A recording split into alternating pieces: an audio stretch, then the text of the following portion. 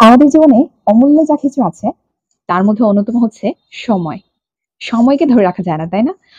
তো এই সময়ের সদ্ব্যবহার করার মধ্যেই মানুষের ডেভেলপমেন্ট বা উন্নতি নির্ভর করে আসলে। আমরা যে যত ভালোভাবে এই সময়ের সদ্ব্যবহার করতে পারি, তত ভালো উন্নতি করতে পারি, তত সফল হতে পারি। তো যারা সফল মানুষ পৃথিবীতে, যারা অনেক ভালো কিছু করেছে জীবনে, সবার একটা অন্যতম গুণ ছিল, অন্যতম দক্ষতা ছিল সময়ের সঠিক ব্যবহার করতে পারা। Time management skill. তো এই টাইম ম্যানেজমেন্ট স্কিলটা আমাদের জীবনে খুবই গুরুত্বপূর্ণ। বিশেষ করে এখন যে যুগ চলছে, এখন তো আসলে সময় কোন দিক দিয়ে যে আমাদের চলে যায়, সময় কাজে লাগানোর থেকে সময় নষ্ট করার উপাদানের অভাব নাই আমাদের চারপাশে, এবং খুবই দ্রুত আমরা ডিস্ট্রাক্টেড হয়ে যাই বিভিন্ন কিছু দ্বারা। এবং সময় কোন দিক দিয়ে চলে যায়, আমাদের গুরুত্বপূর্ণ কাজের কাজ কিছুই হয় না। অনেক সময় হেলায় নষ্ট করি, অনেক সময় অপচয় হয়, কোন দিক দিয়ে হয় আমরা বুঝতেই পারি না।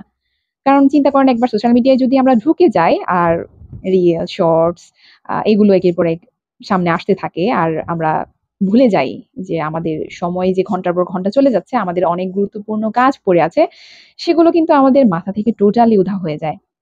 তো এই যুগে, এই সময়টায় আমাদের এই টাইম ম্যানেজমেন্ট স্কিলটা হচ্ছে অনেক বেশি জরুরি একটা স্কিল। তো একসময় আমিও খুব সময় নষ্ট করেছি জীবনে।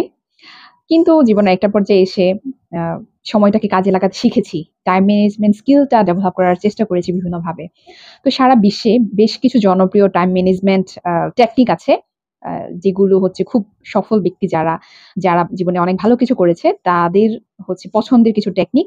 তারা যে টেকনিক গুলোর মাধ্যমে হচ্ছে কাজ করে, গুরুত্বপূর্ণ কাজে ফোকাস করে। তো সেরকম কিছু টেকনিক আছে।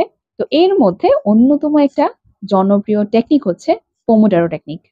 তো এটা আমার খুবই ভালো লেগেছে। খুবই পছন্দের একটা টাইম ম্যানেজমেন্ট টেকনিক আমার। এটার সাথে খুব বেশিদিন আগে আমি পরিচিত হইনি। এই তো গত বছর হচ্ছে কোন একটা নিউজ আর্টিকেল পড়তে আমি এটা পেয়ে যাই। এটা অন্যতম হচ্ছে ফেভারিট একটা টাইম ম্যানেজমেন্ট টেকনিকে পরিণত হয় আমার ক্ষেত্রে। তো এই পমোডোরো টেকনিকটা শুরু করেছিলেন একজন ভদ্রলোক ১৯৮০ র দশকের শেষ দিকে। এই ভদ্রলোক তখন বিশ্ববিদ্যালয়ের ছাত্র ছিলেন। ফ্রান্সিসকো সেরিলো। উনার একটা টমেটোর আকৃতির একটা কিচেন টাইমার ছিল। একটা স্টাডি ম্যানেজমেন্ট একটা সিস্টেম তিনি ফলো করতেন ওই কিচেন টাইমারটাকে কাজে লাগিয়ে। তো এইভাবেই পমোডোরো টেকনিকটা চলে আসে। পমোডোরো শব্দটা হচ্ছে টমেটোর ইতালিয়ান শব্দ। টমেটোকে ইতালিয়ান ভাষায় বলা হয় পমোডোরো। তো সেখান থেকে এই টেকনিকের উৎপত্তি শুরু। এই ভদ্রলোকের মাধ্যমে, ফ্রান্সিসকো সিরিলো। তো এইটা পরবর্তীতে অনেক জনপ্রিয় একটা টেকনিকে পরিণত হয়, এবং বিভিন্ন সেক্টরে সফল ব্যক্তিত্ব যারা আছেন তারা অনেকেই হচ্ছে এই টেকনিকটা অনুসরণের কথা বলেছেন, এই পমোডোরো টেকনিকটা। তো এটা আমি পরিচিত হওয়ার পর বেশ আমার কাজে লেগেছে। আমি অনেকবার এই টেকনিকের মাধ্যমে সময়টাকে কাজে লাগানোর চেষ্টা করেছি। আমার গুরুত্বপূর্ণ কাজগুলো করেছি। তো এইটা আমার কাছে খুব মজার লেগেছে আসলে। আমার মনে হয়েছে এইটা আ প্রত্যেকটা প্রফেশনের মানুষ, এমনকি শিক্ষার্থীদের ক্ষেত্রে অনেক বেশি কার্যকরী ভূমিকা রাখতে পারে। আমরা সাধারণত আমাদের দেখা যায় যে আমাদের ব্রেইনটা খুব বেশি সময় কোনো কাজে ফোকাস ধরে রাখতে পারে না। স্টাডি বলি, বা হচ্ছে অন্য যেকোনো লেখালেখি বলি, বা খুব হচ্ছে বোরিং টাইপের কাজ যেগুলো, সেগুলোতে খুব বেশিক্ষণ মস্তিষ্ক ফোকাস করতে পারে না। তো এই আ কারণে দেখা যায় যে খুব সহজে আমরা কাজের প্রতি মনোযোগ হারিয়ে ফেলি। তো এই পোমোডোরো টেকনিকটা এমনভাবে সাজানো, একটা সময় পর হচ্ছে আমরা নিজেদেরকে রিল্যাক্স করার, রিফ্রেশ করার সময় পাই, এবং এটা একটা সাইকেলের মতো এই টেকনিকটা চলতে থাকে। এই পোমোডোরো টেকনিকটাকে ৪ টা ধাপে ভাগ করা হয়। যেভাবে করতে হয় এটার সিস্টেমটা হলো, আপনি আপনার যে গুরুত্বপূর্ণ কাজ আছে, কিছু কাজ লিস্ট করবেন যে আপনার এই কাজটা করা গুরুত্বপূর্ণ। গুরুত্বপূর্ণ অনেক কাজ, বা আপনার একটা কাজও হতে পারে যে পোমোডোরো টেকনিকটা ফলো করে আপনি সেই কাজটা করতে চান। তখন কি করবেন? আপনি একটা নির্দিষ্ট টাইম স্পেসিফিক ভাবে সিলেক্ট করে আ তখন আপনি কাজটায় বসবেন। আপনাকে খেয়াল রাখতে হবে অবশ্যই আপনার কাছে অন্তত ২ ঘন্টা সময় থাকতে হবে। হ্যাঁ, এই প্রোমোটার টেকনিকের পুরো সাইকেলটাকে কমপ্লিট করতে, একটা সেশন কমপ্লিট করতে হচ্ছে ২ ঘন্টা সময় লাগে। কিন্তু আপনি শর্ট ইন্টারভাল পাবেন মাঝখানে ৪ টা, মানে ২৫ মিনিট করে।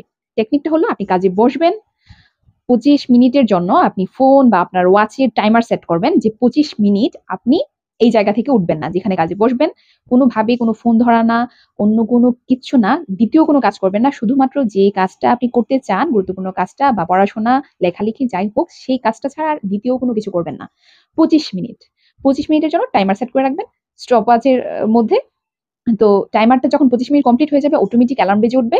আপনি স্টপ করবেন আপনার কাজ। তারপর হচ্ছে ৫ মিনিটের জন্য আপনি বিরতি পাবেন। সেই ৫ মিনিট কি করবেন? ৫ মিনিট কিন্তু চোখের পলকে চলে যায়। আমি দেখেছি। তো এমন কিছু করবেন না যে ফোন ধরে যদি আপনি আবার সোশ্যাল মিডিয়াতে ঢুকে যান, সোশ্যাল মিডিয়া স্ক্রল করতে শুরু করেন, তাহলে কিন্তু আপনি যে কাজটাতে বসেছিলেন সেটার থেকে ফোকাসটা একদমই সরে যাবে। সেই কাজে আবার আপনি মনোনিবেশ করতে পারবেন না। সুতরাং ফোন ধরা যাবে না। আপনি কি করতে পারেন এই ৫ মিনিটে? আপনি একটু হাঁটাহাঁটি করতে পারেন। কাজ থেকে উঠলেন, একটু রিল্যাক্স করলেন, রিল্যাক্স মোডে কয়েক কদম হাঁটলেন বা একটু পানি খেলেন বা ওয়াশরুমে যাওয়ার দরকার হলে গেলেন। তো এই কাজটা ৫ মিনিটে সারা যায় এই কাজগুলো। তো ৫ মিনিটে আপনি এভাবে হচ্ছে একটু রিল্যাক্স করার পরে আবার ২৫ মিনিটের একটা টাইমার সেট করবেন। তো এই ২৫ মিনিট শেষ হওয়ার পর আবার ৫ মিনিটের বিরতি, আবার ৫ মিনিটের ২৫ মিনিটের জন্য আপনি বসবেন কাজে, আবার ৫ মিনিট বিরতি। এইভাবে আপনি ২ ঘন্টা ৪ টা হচ্ছে আ গ্যাপ পাবেন, ৪ টা রিল্যাক্স টাইম পাবেন। তো এইভাবে আপনি ২ ঘন্টার এই সেশনটা কমপ্লিট করবেন। তারপর আপনি যদি আরো চান যে ২ ঘন্টার পরে আমার কাজটা শেষ হয়নি, আমি চাই আরেকটা সেশন শুরু করতে। তখন ওই ২য় সেশন শুরু করার আগে আপনি ২০ থেকে ২৫ মিনিটের একটা গ্যাপ দিয়ে নিবেন। কারণ ২ ঘন্টা একটানা কাজ করার পর আপনার অটোমেটিক অনেকটা কাজ এগিয়ে যাবে। কারণ আপনি পূর্ণ মনোযোগে এই কাজে দিচ্ছেন। এটা আমি আমার ক্ষেত্রে দেখেছি অনেকটা কাজ এগিয়ে যায়। কিন্তু দেখা যায় অনেক সময় যে ২ ঘন্টায়ও আমার কাজটা শেষ হয়নি কিন্তু আমি শেষ করতে চাই। আমার এখনো হচ্ছে আমার মন কাজে পড়ে আছে অনেকটা সেরকম এবং আমার পর্যাপ্ত সময়ও আছে হাতে যে আমি আরো ২ ঘন্টার একটা সেশনও করতে পারবো। এমন পর্যাপ্ত সময় আমার কাছে আছে। তখন ২০-২৫ মিনিটের একটা মোটামুটি লম্বা গ্যাপ বলা যায় এটাকে। তো এই গ্যাপটা নিয়ে আপনি যেকোনো গুরুত্বপূর্ণ কাজ থাকলে প্রয়োজনীয় কাজ থাকলে করে নিতে পারেন। খাওয়া-দাওয়া, গোছল বা অন্য যেকোনো কাজ করে নিয়ে নামাজ হতে পারে। তো এগুলো শেষ করে আবার ২০ থেকে ২৫ মিনিট পর আরেকটা সেশন কমপ্লিট এর জন্য বসবেন। তো এই পোমোডোরো টেকনিক এর মাধ্যমে আপনি সারাদিনে এরকম ৪ টা সেশন নিতে পারেন। বলা যায় মোটামুটি। তো এভাবে অনেক গুরুত্বপূর্ণ কাজ অনেক কার্যকরী উপায়ে এগিয়ে ফেলা যায়। তো টাইম ম্যানেজমেন্ট যেসব টেকনিক আছে এর মধ্যে এই পোমোডোরো টেকনিকটা গুরুত্বপূর্ণ কাজের জন্য সবচেয়ে ইফেক্টিভ আমি মনে করি। আমার কাছে মনে হয়েছে। আমি অনেক কাজ এভাবে করেছি। বিশেষ করে গত বছর থেকে আমার যত গুরুত্বপূর্ণ লেখালেখি আছে, আমার যত জিআই নিয়ে কাজ করেছি দেশে বাংলাদেশের জিআই পণ্য, তো জিআই পণ্যের ডকুমেন্টেশন, রিসার্চ এইসব কাজে যত আমি সময় দিয়েছি, দেখা গিয়েছে যে আমার যদি খুব বেশ কয়েকটা কাজ জমে গিয়েছে এমন মনে হয়েছে যে দ্রুত করে শেষ করতে হবে। তখন ইনস্ট্যান্ট আমার এই পোমোডোরো টেকনিকটা অনেক হেল্প করেছে আমাকে। আ তো এইটা আমার মনে হয় যে সবার ক্ষেত্রে সমান কাজ নাও করতে পারে। সবাই যে এটা ইতিবাচকভাবে ব্যবহার করতে পারে সেরকম না। একেকজনের হচ্ছে মেন্টালিটি একেক রকম, একেকজনের ফোকাস করার এবিলিটি একেক রকম, একেকজনের মনোযোগ ধরে রাখার ক্ষমতা একেক রকম। তো প্রত্যেকটা মানুষই ভিন্ন। তো সবার ক্ষেত্রে যে এই টেকনিকটা একইভাবে কাজে লাগবে সেরকম না। তবে আমার সাজেশন হচ্ছে এইটা আপনি অবশ্যই একবার হলেও ট্রাই করে দেখবেন। টাইম ম্যানেজমেন্ট নিয়ে যারা মানে সবসময় টেনশনে থাকেন। সবসময় হচ্ছে আপনার মনে হয় যে আমি খুব দ্রুত ডিস্ট্রাক্টেড হয়ে যাই। আমি কাজে ফোকাস করতে পারছি না। আমার অনেক কাজ জমে আছে। আমার করতে হবে, এলোমেলো লাগছে। তখন আসলে আপনার উচিত ২ ঘন্টার একটা সময় নিয়ে একটা টাইম ফিক্সড করে এই পোমোডোরো টেকনিক ফলো করে আপনি বসে যাওয়া। আপনি নিজেই বুঝতে পারবেন আসলে এই টেকনিকটা আপনার জন্য কতটা কার্যকরী। যদি ভালো লাগে আপনি আবার বারবার এটা রিপিট করতে পারেন। ভালো না লাগলে করবেন না। তবে এটা অবশ্যই আমার সাজেশনে থাকবে যে অবশ্যই এই পোমোডোরো টেকনিকে টাইম ম্যানেজমেন্ট স্কিল যদি আপনি ডেভেলপ করতে চান, টাইম ম্যানেজমেন্ট কোন টেকনিক আপনি ফলো করতে চান, তবে এট ফার্স্ট এই পোমোডোরো টেকনিকটা অবশ্যই ফলো করা উচিত। তো ধন্যবাদ সবাইকে। আসসালামু আলাইকুম।